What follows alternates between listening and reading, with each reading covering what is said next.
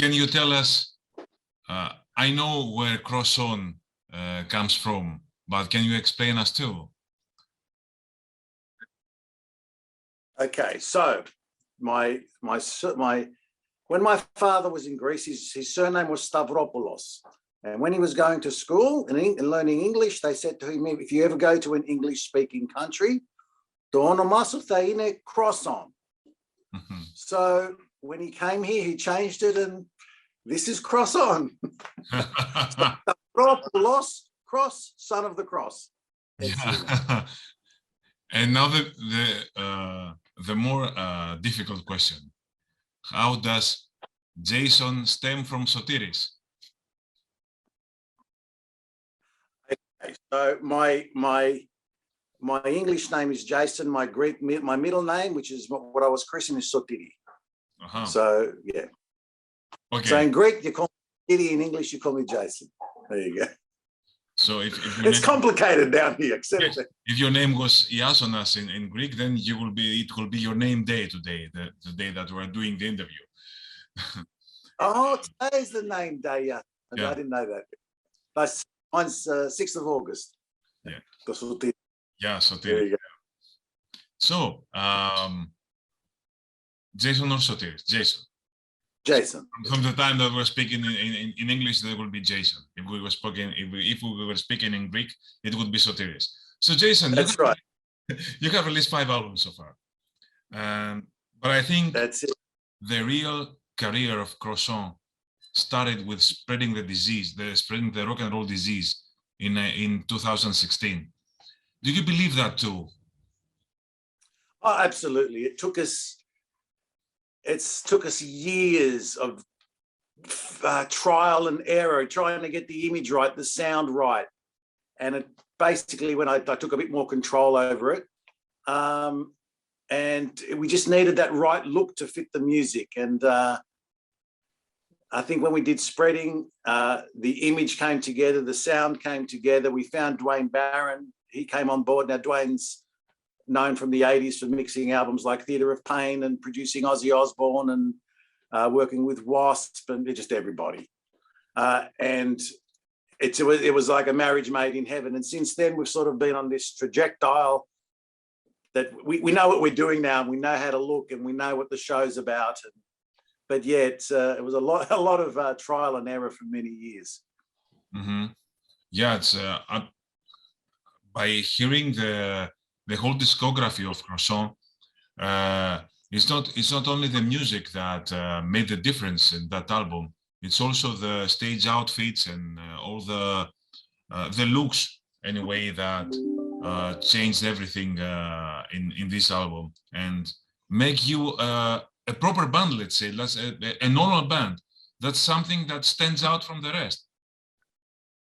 Well, that's the idea. I mean, I'm obviously a big Kiss fan. If you could, I'll show you all the Kiss paraphernalia in the studio here. But Paul Stanley said, they wanted to be the band that they wanted to see. And for us, that they took that and went, well, yeah, what do I want to see? I want to see costumes. I want to see sexy girls on stage. I want those catchy melodic rock songs. So it was a matter of putting all that together. And fortunately, what came out of the blender was what we got today. So the color, the red and the black, things like that you don't really think about, but really contribute to what you're doing. Yeah, of course. You named before that you have worked with Dwayne Barron, who has produced some seminal albums. I've seen that he has produced No More Tears by Ozzy Osbourne, Awake by Dream Theater, The Last Temptation by Alice Cooper, as well as albums from bands like Poison, like Cinderella, like Kicks, like LA Guns. What made you work with Dwayne Bacon, and what was his contribution to the sound of the band? Did he having worked with legendary artists, did he have any special contribution to the sound and the stage outfits and something like that? Oh, no, more so it was for mixing. Now, we needed to associate ourselves with somebody. And sometimes I was told that, you need to associate yourself with someone who's got a name. And when it came to producing, I mean, I produced the albums, but it's the mix that really makes, it's like the editing of the film. It's the mix at the end that makes it sound big. Like I've just got some mixes back now from Dwayne today from the new album. And what he's done with the backing vocals and the guitars and the drums, it just gives it that really powerful sound that we were looking for. So to find Dwayne, I mean, I went through a lot. I was going through CDs to find out, some producers to work with, and the name Dwayne Barron kept on popping up. Poison, Open Up and Say Theatre of Pain, as you said, No More Tears. I went, these are some of my favorite albums. So I contacted him and he liked what we were doing. And this is his, let's have a look, 1, 2, 3. Now he's doing his 4th album with us. Yeah, same thing with Dave Donnelly. How has the press treated you so far? Because we hear in the song Rock Warriors, the lyrics, we don't give a damn about what the critics say. Has the press treated you bad?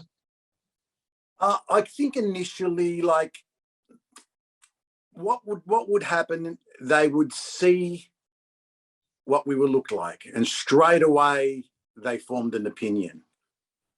But then when they put it on, they went, oh, this stuff's actually pretty good. It works, it fits. So of course, initially you're going to get people that hate. It's Newton's law. You're going to get some that like you. They're going to get some that hate you. Well, no matter if you like us or hate us, we're going to do what we do. We're not going to change. This is what we do. We give you that visual. We give you that stage show. So some purists might think, well, why do you need to dress up? Well, we're entertainers. We're here to entertain you. So yeah, we don't care what the critics say. If you like us, thank you. If you don't like us, well, that's okay too. Thank you too. So you definitely play something like Steel Panther, look-wise and lyric-wise, not so extremely, not so extreme lyrics, but definitely looks like and sounds like Steel Panther. You also have a song called Politically Incorrect, which is okay, but how do you find it now with the Me Too movement to have a song like Weak at the Knees for a Hot Brunette? Harvey Weinstein screwed it for all of us. Oh, look, that's fun. Some people might say, "Oh, what a misogynist pig," but it's true. It's a fun song. We're celebrating brunettes. There's lots of songs about blondes. I'm a brunette man, so we celebrate it. And when we perform it live, we grab a couple of girls from the audience. They come up on the stage. Everyone has a good time. So it's a fun song. There's no hidden agenda behind it.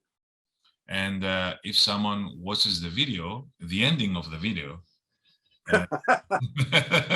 then he might surely change the opinion about the nature of the lyrics and the misogyny behind it. Yeah. I grew up with Benny Hill. So that's a classic Benny Hill ending, except for the running around. And you don't have the old man slapping his bald head. That's it.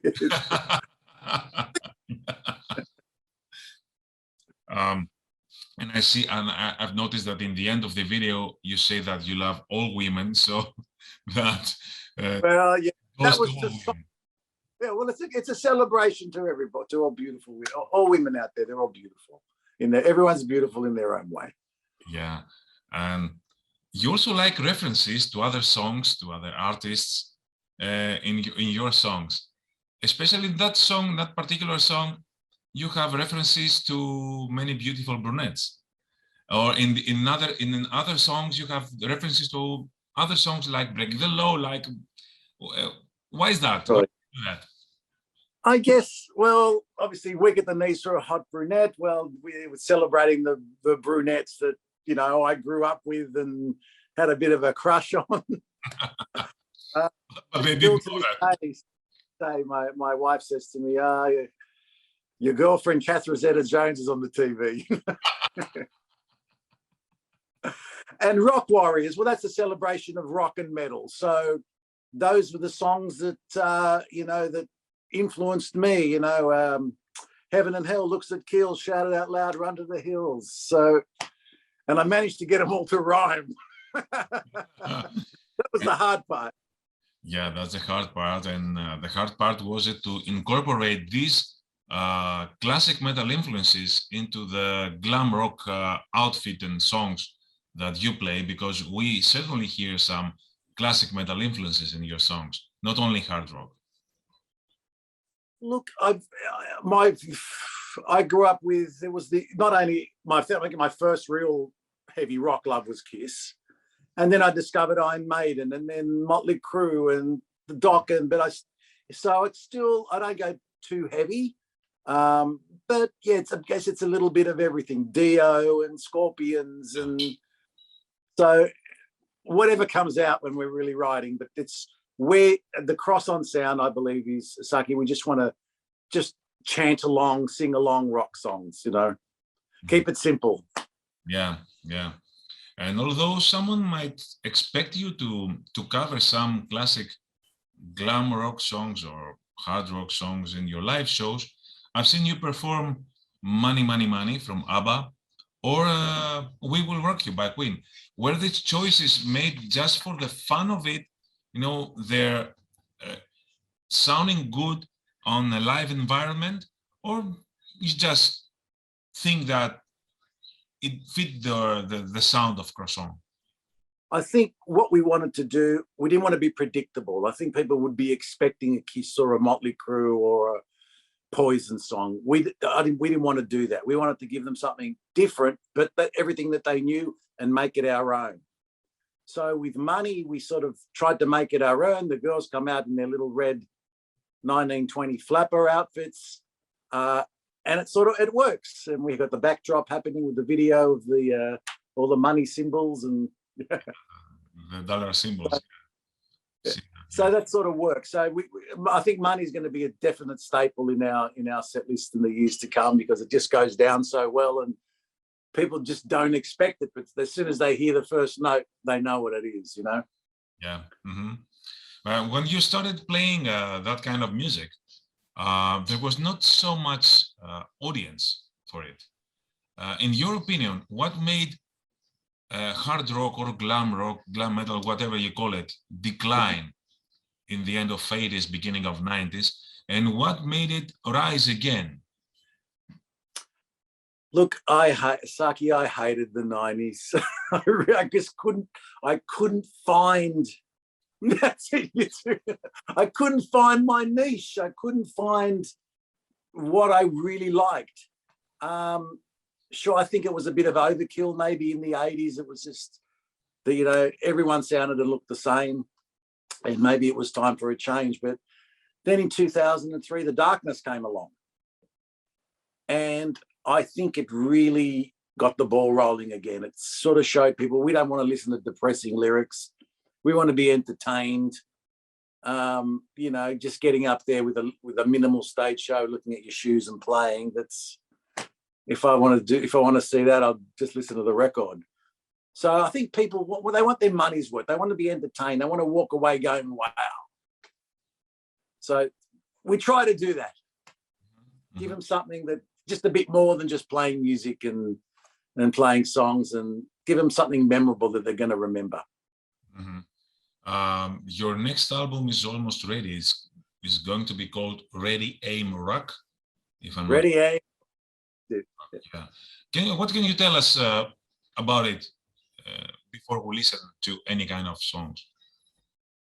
Look, we've had to, with each album, we try to mature with the writing and the production, and just try and better yourself. You don't want to be repeating yourself. So with this album, I dug deep into because I love Jim Steinman as a writer. I think he was brilliant.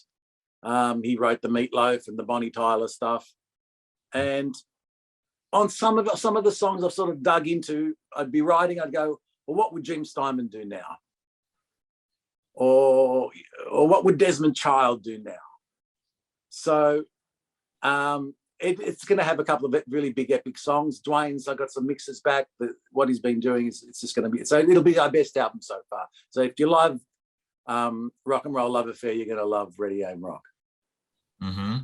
When should we expect it, more or less? We're going to be looking at around about a September release, but we're just organising with the publicists the release dates soon. But yeah, this weekend we do our videos. So it's going to be pretty hectic so we got a hectic weekend ahead of us. Hopefully everything goes. But hopefully funny. You'll have a lot of fun. It'll be fun. It'll be exhausting, but a lot of fun. Okay. I take it. So before the end, can you tell me, have you ever been to Greece?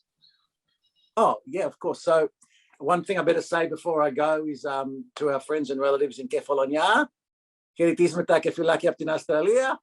Oh, yeah.